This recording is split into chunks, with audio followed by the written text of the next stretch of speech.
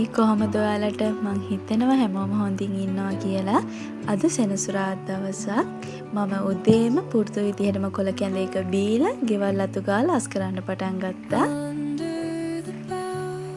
අපේ ගෙදර තියෙන පාර අයිනමයි ඒ හින්දා ඉක්මනට දූවිලි එනවා. වැස්ස දවස් වලට අඩුයි ගොඩක් පායන කාලවලට තමයි දූවිලි වැඩියෙන් එන්නේ.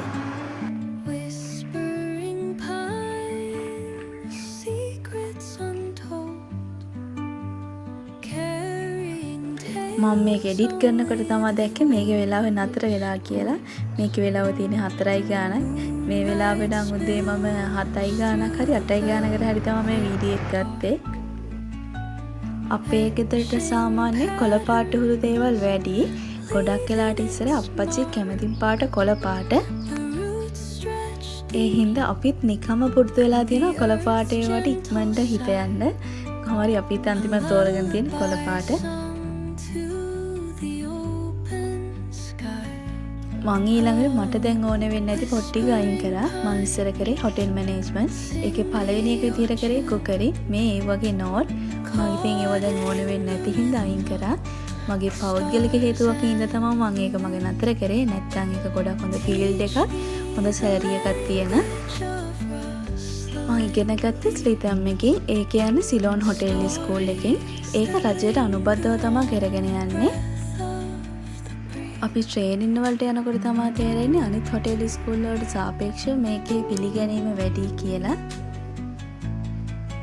ගොඩක් අය හිතනවා හොටෙල් ෆීල්ඩ් එක කිව්වම ගෑල් ළමයින්ට ගැලපෙන්නේ නැති තැනක් කියලා. ඇත්තටම එහෙම නෑ. ඒක ගොඩක් හොඳ තැනක්. අපි ඉන්න ඕනි විදිහ දන්නවනම් ඕනම ෆීල්ඩ් එකක් ගෑල් ළමයින්ට ආරක්ෂිතයි කියලා මං හිතනවා. මං ඊළඟට කාමරේත් අතු ගාගෙන අස් කරගත්තා. මං නම් කැමති ගෙදරක බඩු අඩුවෙන්ම තියෙනකොට. එතකොට මට නිකන් නිදහස් වගේ. මේ ඉන්නේ කරුණේ මාමා. එයා තමයි අපේ වත්තේ වැඩවල වලට අපිට උදව් කරන්නේ. එයාගේ බලු පැටියත් ඉතින් හැමදාම එයා පස්සෙන් එනවා. මාමා යන්නේ කොතනද? එයත් එතන. හැමතැනටම යනවා. අපි නෙට් හවුස් එක වටේටම දාස්පෙතිය මල් හිටෙව්වා. මේ දවස්වල අපේ වත්තේ කුරු මිනිහ වගේක් හැදිලා. ඒ හින්දා ඉතින් අපි නෙට් හවුස් එක වටේම දාස්පෙතිය මල් හිටෙව්වා. මේ දවස්වල ඉතින් වහින වෙලාව පායන වෙලාව හිතා ගන්න බෑ. එකපාරටම තමයි වැස්ස එන්නේ. දැන් ඉතින් අපිට ආයෙත් හොඳට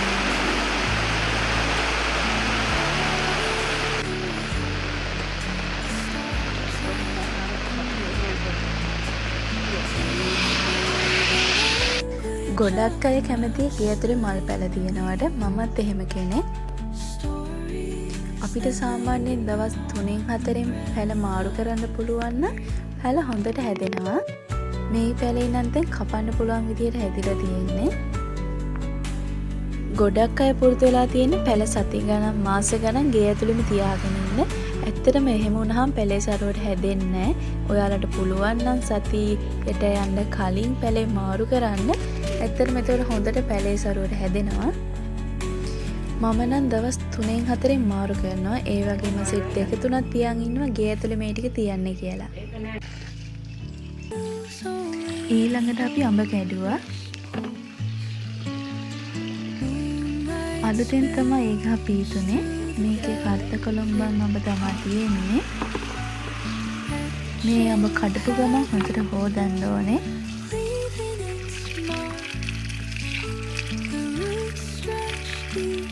අපි අඹ ටික හොදලා ඉවරලා හොර කවරයක් එලලා ඉවරලා වතුර වහින්න තියලා තිබ්බා.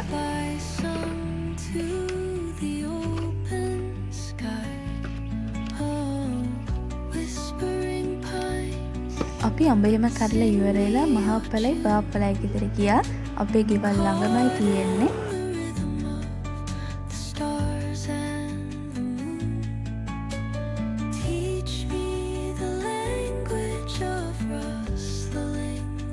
ඉස්සර ආච්චි අම්මා ඉන්නකොට නම් අපි දවස ගානේ උඩහට යනවා.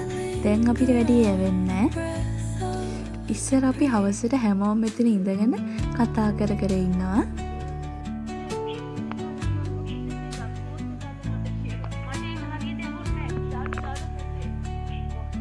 මේ දෙන්නට දෙන්න හරි ආදරේ දෙන්නම එකටමයි ඉන්නේ.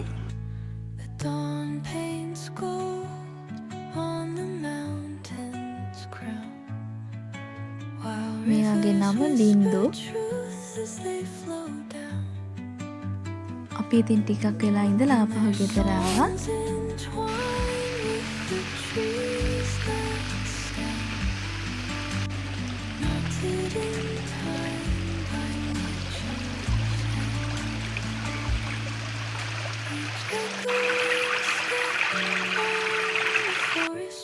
ඔයාලටත් එක්සෑම් වලට ගියාපහම පාඩම් කරන දේවල් අමතක වෙනවද? මට නම් එහෙම එකක් ඉස්සර තිබිලා තියෙනවා. ගොඩක් අය හිතනවා ඒක අපේ මතක ශක්තියේ දුර්වලකමක් කියලා. ඒ වුණාට සයිකොලොජි වලට අනුව ඒක එහෙම නෙමෙයි. අපේ මොළේ තියෙන ඇමිග්ඩලා කියලා කොටසක්. ඒ කියන්නේ අපි මොකේට හරි බය වුණාම අපි මොකක් හරි පීඩනයකින් නම් ඉන්නේ. මොළේ හිතනවා අපිට ලොකු අනතුරක් කියලා. අපි එක්සෑම් එකකට යන්නේ බයෙන්නේ ඒ හින්දා මේ ඇමිග්ඩලා කියන කොටස සක්‍රිය වෙනවා. ඉතින් අපි කොච්චර පාඩම් කරත් වැඩක් වෙන්නේ අපි බය වුණ ගමන් අර ඇමිග්ඩලා කියන කොටස සක්‍රිය වෙන හින්දා අපේ දැනුම එළියට ගන්න බැරි වෙනවා. එතකොට එක්සෑම් එකකට ගියාම අපි කලබල වෙනවා, අපේ ඔළුවේ මුකුත්ම නැහැ කියලා හිතනවා, නිකන් බ්ලැන්ක් වෙනවා වගේ. අපි එතකොට ඇත්තටම කරන්න ඕනේ අපි ඒක ඉක්මනට මතක් කරගන්න කලබල වෙලා උත්සාහ කරන එක නෙමෙයි. මුලින්ම ඔයා සංසුන් වෙලා මේ නම් බය වෙලා තියෙන මම නෙමෙයි මොලේ කියලා ඔයා මුලින්ම මොලේට ඒක තේරුම් කරන්න ඕනේ. ඊළඟට ඔයා හොඳ හුස්මක් අරගෙන වතුර ටිකක් බීලා මනස සංසුන් කරගෙන පේපරේ ලියන්න බලන්න. මේක බලන ඔයාලත් විභාගයට බය හිටියනම් ඒක අද ඉඳන් නැති කරගන්න. මේ දේවල් අපිට මනෝවිද්‍යාව හදාන්නකට උගන්වන දේවල්. එහෙනම් අදට මම මේ වීඩියෝ එක මෙතනින් ඉවර කරනවා. මං හිතනවා ඔයාලට ගන්න පුළුවන් දෙයක් මේකේ තිබ්බා කියලා. එහෙනම් හැමෝම සතුටින් පරිස්සමින් ඉන්න. ඊළඟ වීඩියෝ එකෙන් හම්බෙමු.